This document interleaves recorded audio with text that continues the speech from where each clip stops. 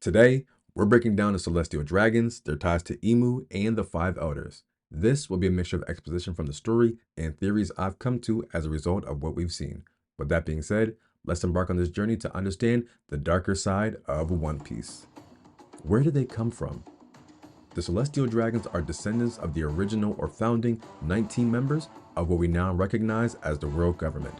There were originally 20 royal families that created an alliance to combat the Great Kingdom. This is where Joy Boy is from. However, one family decided to not ascend above the rest of everyone. This is the Nefertari family. You know, Alabasta, Princess Vivi's family. These descendants went on to relocate to the top of the Red Line, which is essentially now known as the center of the world. This land was previously occupied by the Lunarians, who are now almost extinct, so you do the math. What are their powers? Celestial dragons possess one of the strongest powers in all of One Piece. In fact, they might have one of the strongest powers in any universe. I'm not referring to physical prowess, nor am I talking about a divine or innate talent. I'm talking about the power of influence and infinite wealth. Most of the world nobles can barely fend for themselves, but why would you have to do so when you can tell anyone to do anything or everything for you and they must comply? In addition to influence, they are granted royal immunity. No crimes committed against inferior people will ever come back to them, at least not from the world government. Celestial dragons are free to unalive someone just because they had the gall to be on the same street as them. If one of these world nobles found your spouse attractive, they can technically claim them as a wife or husband, and you can't do anything about it. That is, unless you want to get shot. If they think you'll be a fine beast of burden, they can saddle you immediately, and guess what? That's your life now. Until you break down and you're no longer useful to them, in which case, your life's over. And if some harm were to somehow befall a world noble, they can order an admiral to avenge them. Whether it's capturing someone, unaliving someone, or removing an entire island off the map, it's all fair game. The world nobles and the five elders.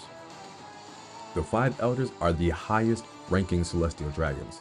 This makes them the highest authorities of the world government. Most celestial dragons can be recognized by the saint prefix which is added to their name.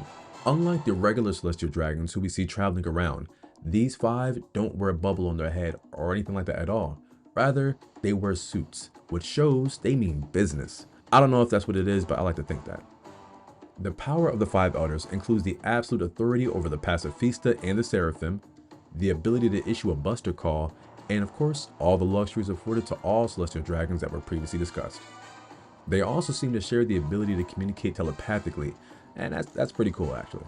They also seem to be immortal, appearing to be human yet living for centuries, meaning some foul play or magic is afoot. We've also seen them heal from fatal attacks, teleport in from vast distances via magic summoning circles, and transform into monstrous mythical zone-like beasts. And they all possess powerful haki on top of that. When they arrived on Egghead, their power was felt immediately upon arrival. Now, the five elders are all empowered beings who answer to a higher power, and that is the power of Imu. Who or what is Imu? That's a good question. Let's cover the facts. Imu is the true shadow ruler of the empty throne. Think the Iron Throne from Game of Thrones. The 20 weapons scattered around the throne indicate the 20 founding families and their subservience, saying that one ruler will not rule above everyone. Unless you're Imu. Once again, there are only 19 weapons there though, since Nefertari D. Lily returned to her own kingdom of Alabasta. Now, see that D in there? That's why Imu doesn't like him. Now, Imu's existence is such a mystery that anyone who witnesses their mere existence gets erased. Right now, Imu seems to be keeping an eye on Luffy, Blackbeard, Shirahoshi, and Vivi. The first three having their pictures slashed through, but not Vivi's, which means Vivi could hold a different value to Imu, possibly even a familial connection. We know that Nefertari Lily decided to not accept the role of a celestial dragon, and that she is responsible for the poneglyphs being dispersed across the world during the Void Century. Shout out to Queen Lily for that though. Similar to the five elders, Imu is able to transform into a massive beast, although we haven't been able to identify it just yet due to the shadow surrounding Imu. We know that Imu is able to easily harm a Logia user with their spiked tail though. Imu has a strong hatred for Joy Boy.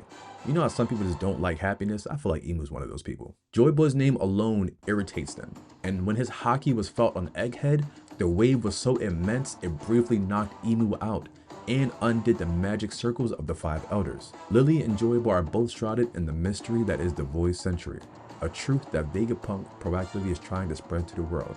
If you made it this far in the video, thank you. I know this was a lot and I could have gone into more detail, but I'd like to know what questions you all have. What One Piece related questions do you have? Let me know down below, and I'll probably make a video on it soon. Until then, be sure to like the vid and subscribe for more of One Piece all in one place. Thank you.